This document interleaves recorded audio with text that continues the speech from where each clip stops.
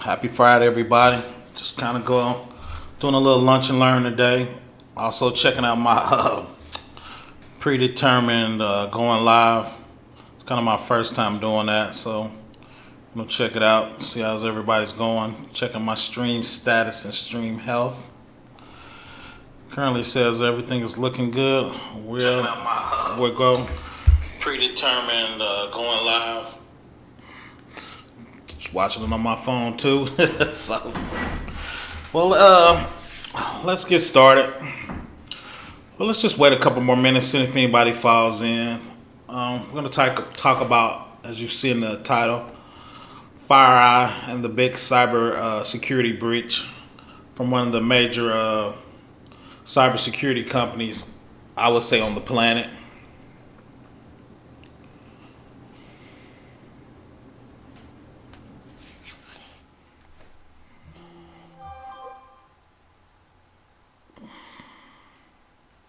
Just got the buzz. It says I went live on my phone.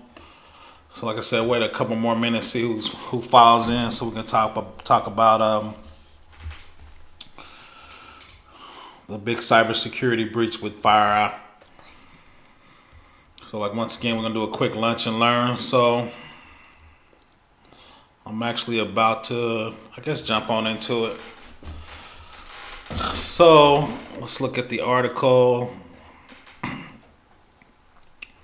Fireeye was hacked. Cybersecurity firm says nation states stole attacking tools.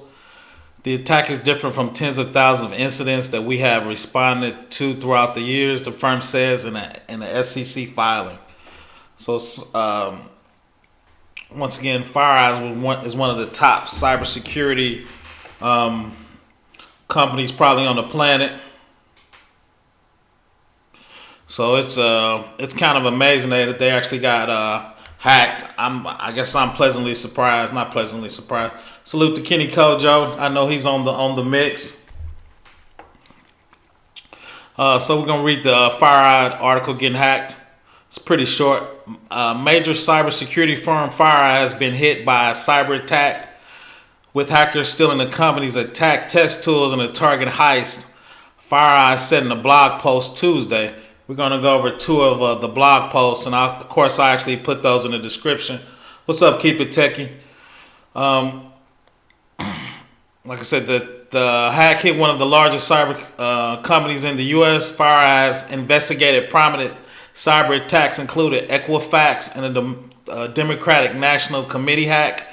The hackers stole Fireeye's Red Team tools, a collection of malware and exploits used to test customers' vulnerabilities. Mandia said none of the tools were zero-day exploits. A vulnerability that does not have a fix. So one of Fireeye's big things they do for companies is use these red team tools because they're actually gonna attack your company. I'm sure Kenny Kojo is much aware of the red team tool attack. So they're actually gonna use a penetration attack with their red team tools to see how you would stand up. The crazy part about it is they didn't stand up to a nation state that they sell people these services. And to get Fireeye, Mandia, we looked at Mandia just to get one of their junior people on site is like $250 an hour. If you want to get a senior practitioner, they were talking like $1,000 an hour to get a partner to show up. So I'm sure this is kind of a big hit to them. They said based on their 25 years of cybersecurity and responding to incidents, it have concluded we have witnessed an attack by a nation state with the top tier offensive capabilities.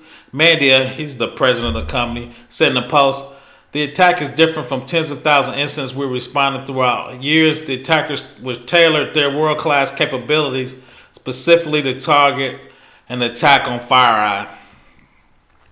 I go back and forth. You're not going to say, well, the script kid in the basement got us, right? You want to say you were hit by a nation state. Somebody's super cool, somebody's super difficult, right? You're not going to say the little kid down the street hacked me, right? So the firm said it was working with the FBI to determine how it was hacked, as well as with partners like Microsoft. The FBI is investigating the incident. The preliminary indication shows an actor with a high level of sophistication consistent with a nation state. said the FBI Cyber Division Assistant Matt Gorham. Microsoft confirmed that it was assisting with the investigation and noted that the hackers used a rare combination of techniques to steal Fireeye's tools. And we're going to look in there because their red team tools actually attack maybe 16 different tools. For their red team tools attack was on Microsoft products. One of them was Active Directory, and we're going to look at that later on in the stream. Active Directory, one of them was Microsoft Streams. It was like 3 or 4 Microsoft products that actually got that Mandia was actually attacking. Mandia Fireeye hasn't seen any evidence that its stolen tools have been used, but the companies will continue to monitor for any activity. Fireeye has released a countermeasure for its own attacking tools in GitHub. And we're going to actually go on GitHub and look at some of those signatures of some of those tools. In the Security and Exchange Commission filing, Fireeye noted that the attackers' methods were highly sophisticated, using techniques that would cover tracks and make any forensic investigation difficult. The combination of techniques hadn't been seen before by the company. The cybersecurity companies aren't immune to hacks just because it's their job to defend against them. Firms like Symantec, Kaspersky, Trend Micro have all suffered attacks in the past. In 2017, a group of hackers stole cyber attack tools from the United States National Security Agency, the NSA, which allowed for rampant attacks like WannaCry ransomware. Fireeye said haven't seen any evidence that any hacker stole the data from the company or took any information about the customers. Mark Warner, a Democrat from Virginia and co-chair of the Senate Cybersecurity, commended Fireeye of the disclosure of the attack and urged other potential victims to do the same. We have come to expect and demand companies take real steps to secure their systems, but this case also showed the difficulties in stopping the determination state hackers. As we have with critical infrastructures, we have to rethink the kind of cyber assistance the government provides the American companies in key sectors on which we will rely.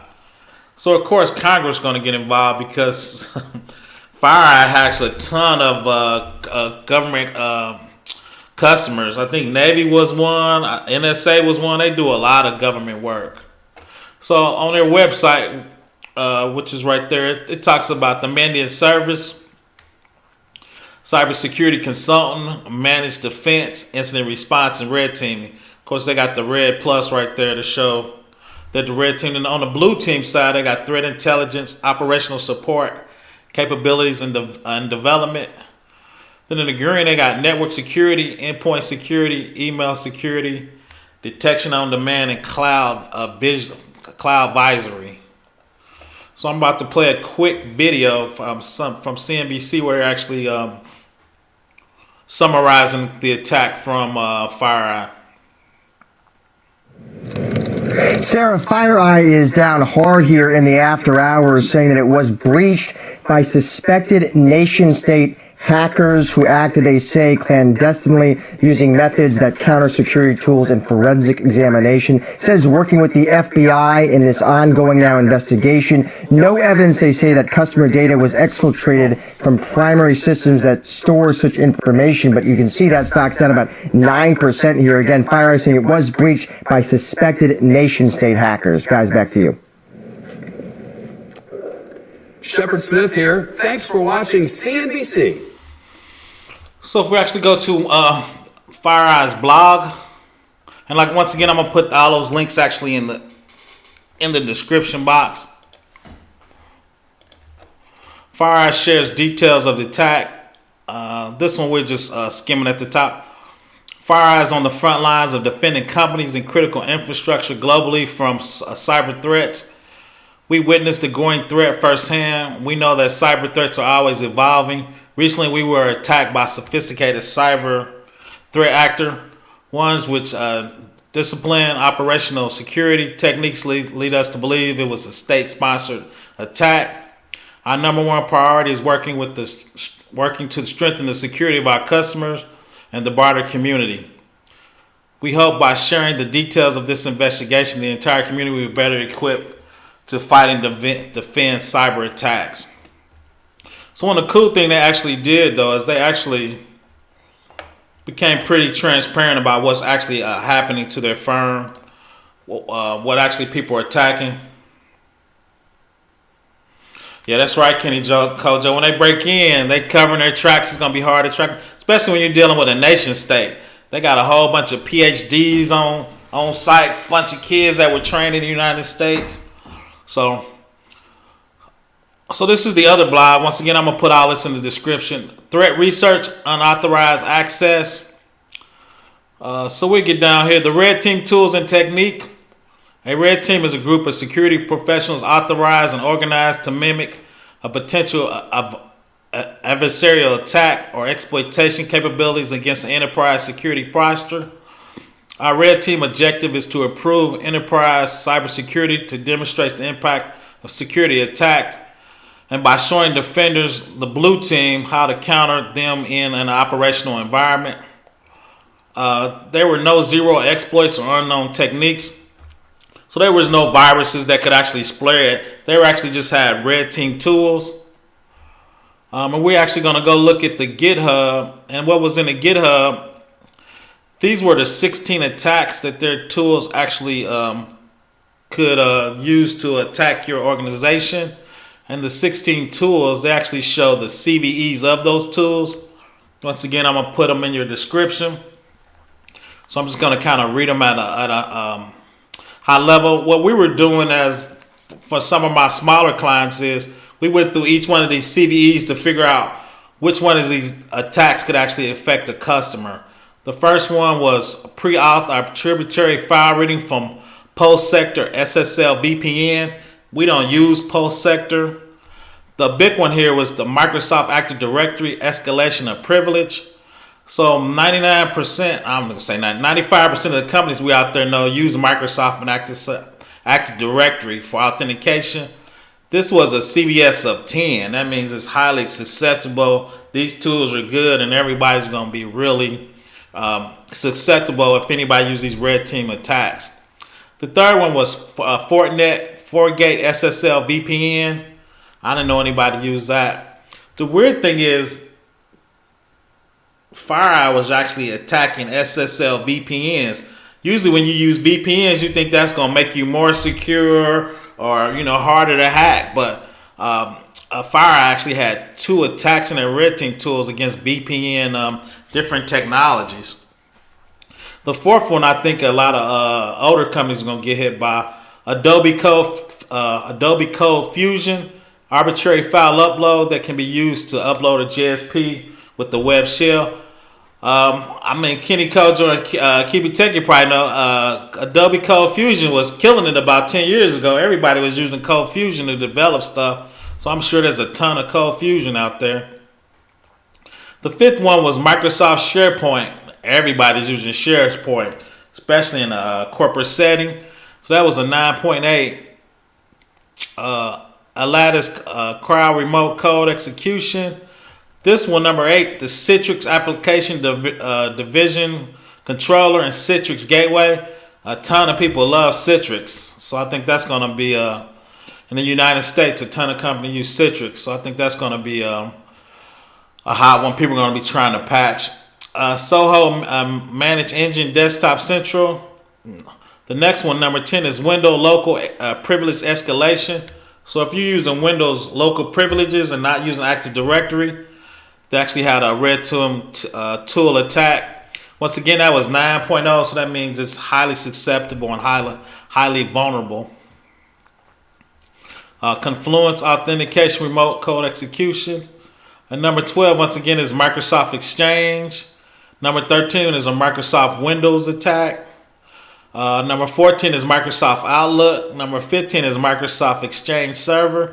And 16 was Soho. So I think out of the 16, 7 of those was Microsoft tools. And we know that's one of the mostly used software on the planet. So that's why, of course, the red team attacked it, because most companies are going to use some version of Microsoft, especially in the corporate setting. So once again, I'm going to put those actually in there. And also, if you look in their GitHub setting that Fireeye put up, they had other tools out there I was just looking at. Flare team opens, they got some VMs that have vulnerabilities on there so you can practice. So I'm actually going to start going through a lot of those. So I'm going to put those specifically in there for Kenny Kojo, man. You're going to need to add this to your toolkit, man. So you can be winning all the money, man, when you go to get those bounties, get them $1,000 bounties. Got to get them red team tools, man. So I'm going to put the link in there. Once again, I'm going to play another quick video from one of the top cybersecurity guys. He was giving them actually praise from being transparent. A lot of companies would probably just hide underneath the thing and wouldn't let anybody know. So it was kind of, commendable that they did come out to the community and tell everybody we're having problems. David, it's good to have you, and I think that the most important thing to point out here is you actually commend Fireeye for going public with this information because of its severity. The Washington Post is implying that it was Russia, but what do we know at this point? We don't know a whole lot because Fireeye right now is still in its investigation phase. What we know is that, the sophistication levels that we typically see from these types of organized groups often lead to what we call advanced persistent threats or nation states like Russia, China, etc. We don't know for sure, but Russia would make sense because Fireeye has been actively going after Russia for a long period of time, both from exposing their intelligence operations, them infiltrating critical infrastructure here in the United States, as well as a number of different areas. So Fireeye coming out with this and being very transparent about it has been a very good thing. In fact, they just recently released all the tools that were stolen. They stole a bunch of tools called red teaming tools, which are hacker tools that private companies use to simulate these types of attacks. They publish ways of identifying them so that they don't do any harm to any other organization out there if Russia were to use them against the world. Right, so the nature of this attack, it's not so much that Fireeye had information that was stolen. They had tools, and those tools were kind of stolen, and these tools simulate serious attacks on major corporate websites and that kind of thing. So what does corporate America need to know right now about the vulnerabilities that now exist? Yeah, when you look at these types of tools, they're designed to simulate what nation states would do. The sophistication levels and the advancements that these countries have. They have thousands of people, billions of dollars of resources trying to hack into the global economy, intelligence gaining purposes, intellectual property theft. And so for corporations to build defenses against this, private corporations build the same types of tools and techniques in order to simulate those types of hacks so that you can build defenses against it. And so, when you see these types of tools compromised, it means that Russia now has access to additional capabilities that they may have not had before. The good news is that Fireeye has come out and said that the tools that were taken, there were no 0 days, which 0 days, if you remember a few years ago, the NSA had a major data breach from the Russian intelligence unit, the GRU, that compromised and actually caused a big issue where they shut down hospitals and things like that because of the exploits and the tools that were leaked from the NSA. This isn't anywhere near as severe as something like that, but it definitely enhances Russia's capabilities and allows them to understand what private companies are doing to try to build defenses against what Russia is doing, what China is doing, what North Korea and Iran are doing against countries that they're hostile to, like the United States and its allies. So this for corporations and countries, we really need to continue to bolster our security stances against these types of attacks. Well, and this isn't the question for you, but obviously it makes me wonder about retaliation, what the U.S. response is to this kind of thing, what it might be in this case. Again, first I guess we have to wait to confirm what we actually know about what happened. But to reiterate what you were just saying, it's not so much just whether this actor alone is going to have the information with these tools, but whether they kind of give that to other players like North Korea, like you said, or Iran. So does it just suggest that, this is a black eye for Fireeye because they are the cybersecurity company. The fact that they themselves were exploited would render them vulnerable, but at the same time, the exploitation suggests all the more need for new and sophisticated and cutting-edge cybersecurity to protect against these tools now being out there on kind of the dark web. So what's a customer to do? They have no choice but to use these firms even if they're vulnerable to being hacked themselves. I think you hit it on the head on the retaliation front that, cyber warfare, there's little to no rules when it comes to the games that are being played right now. Russia hacks into everybody, and there's really little to no retaliation. And this looks like to be retaliation for what Fireeye has been doing about exposing Russia's intelligence operations around the globe. When it comes to these types of tools and capabilities, they're absolutely necessary for us to have in order to help organizations. But when a leak like this occurs, Fireeye is taking the right approach around releasing information on how you detect these tools. The problem you run into is that Russia has a very large and very growing population around sophisticated organized crime groups, also known as ransomware. And you might have seen in the news recently, Universal Health Systems that was hacked, Garmin that was hacked and had to pay ransom back. All these different organizations that are getting hacked are a large amount of them are originating out of Russia and sponsored by the government. They're making hundreds of millions of dollars, and we can't touch them from a extradition perspective because they're hostile to the United States. So you can absolutely expect to see those organized crime groups from a ransomware perspective gain some of these tools and to be used against us. And so my warning for companies is we're on notice now to build better defenses to try to withstand these types of attacks, and our security programs really need to be designed to thwart those types of attacks as they come along. Yeah, well said. David, thanks for joining us to break it down. It's very important. We appreciate it. Shepard Smith here. Thanks for watching CNBC on YouTube. Thanks for joining me, Mike. But yeah, you're right. You predicted it. Like you said, it's going to be a national attack. These tools are going to be out there. So there was one other thing I wanted to show real quick. I thought Fireeye was cool. Like I said, I'm going to put all this in the chat. What Fireeye did is their open source intrusion and detection software. They actually created files to actually detect their tools. Snort is an open source, like I said, intrusion detection. That's the first file. So they actually created signature files to actually detect it. This is the Snort file. I'm gonna open it up. I haven't actually looked at Snort rules in forever. So these are the rules. Alert. Talk about HTTP port, backdoor, the beacon. So these rules right here that are in this signature file would actually detect their red team tools. So I thought it was kind of cool that Fireeye said, okay, they took our tools. We know how our tools attack. So we're actually going to create open source signature files and give those to the community, the United States, for free to try to help them actually to block or detect our tools, in the future. Once again, a couple of those CVEs, let me go find them. A couple of those CVEs were just systems that wasn't patched yet. So a lot of those were people that needed to keep their system patched and updated, which is, I make that sound easy, but that's one of the big deals, is to make sure, once again, your systems are patched and updated. So those are CVEs. Two of those were using outdated Microsoft tools, and I think that could be fixed actually with the patch. Like I said, I'm gonna put all those actually in the chat. I just want to do something quick lunch and learn.